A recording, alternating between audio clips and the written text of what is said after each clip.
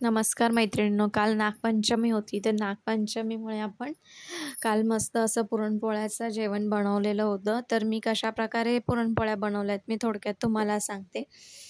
सण असला की पुरणपोळ्या हे आपल्या महाराष्ट्राचा पारंपरिक डिश आहे ही पुरणपोळ्यांची आणि सगळ्यांना आवडते. पण करायला खूप वेळ लागतो, त्यामुळं शक्यतो आजकाल सगळेजण करायचं प्रमाण कमी करतात. पण ज्यांना आवडतं, ज्यांच्या घरामध्ये खरंच आवडीने खातात, त्यांच्या घरामध्ये बनवतात. तर माझ्या घरामध्ये खूप आवडीने पुरणपोळ्या खातात, त्यामुळं मी त्या बनवते. तर मी इथं 1 किलो डाळ घेतलेली आहे. चांगले त्याला मी 2-3 शिट्ट्या काढणार आहे कुकरला. डाळ धुवून घेतलेली आहे. गरम पाणी करून त्याच्यामध्ये थोडीशी हळद, थोडंसं मीठ टाकलेलं आहे.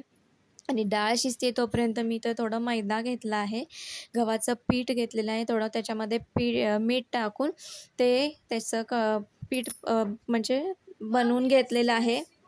त्याचं पीठ बनवून घेतलेलं आहे. तर 1 किलोप्रमाणे मी याच्यामध्ये गूळ आणि साखर दोन्ही मिश्रण मी एकत्र टाकते, कारण त्याची टेस्ट खूप सुंदर येते. थोडंसं तूप टाकायचं आणि थोडंसं वेलची आणि सुंठाचं पावडर आणि जायफळ याची पण पावडर टाकायची आणि हे असं छान पूर्ण शिजवून घ्यायचं. शिजवून झालं आहे की नाही हे पाहण्यासाठी असं आपण पलिता त्याच्यामध्ये किंवा आता एका चमचा जरी तुम्ही उभा करून ठेवलात तरी पण ते म्हणजे आपल्याला समजतं की बाबा आपलं पुरण परफेक्ट बनवून तयार आहे.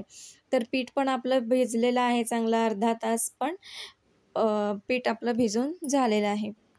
पीठ आपलं तयार इथं आहे बनवून, पीठ पण भिजलेलं आहे. त्यामुळं आता फटाफट मी पोळ्या करून घेते. पोळ्या माझ्या खूप मोठ्या आहेत. आम्हाला सोलापूर साईडला आपल्याला तिकडचे जर कोण बघत असेल तर त्यांना माहिती आहे, आपल्या इकडे कसं खूप मोठ्या-मोठ्या पोळ्या केल्या जातात आणि ही पोळी पण अशी मस्त फुगल्यावर तर खूप छान टेस्ट येते. नक्की करून बघा तुम्ही. आणखीन मी आता आपण पुढं कटाच्या आमटीची तयारी करतोय.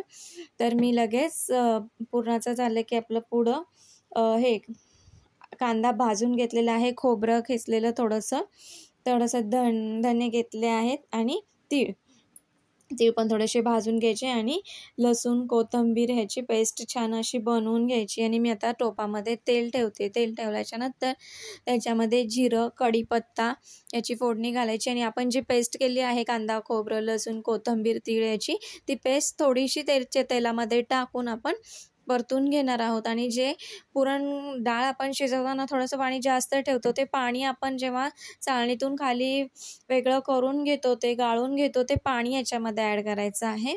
बस झालं, आपली कटाची आमटी पण तयार आहे, पुरणपोळ्या पण तयार आहेत. एवढीच मी रेसिपी शूट केली आहे, कारण खूप गडबड असते का सणाची.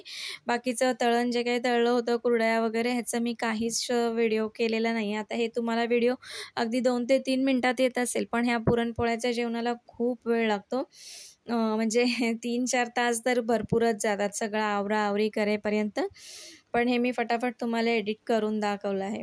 आणि ह्याला कसं मसाल्यामध्ये आता मी फक्त घाटी मसाला, आपला गावाकडचा काळा मसाला, लाल तिखट, हळद थोडंसं झालं, एवढंच झालं. आपली कटाची आमटी पण तयार आहे.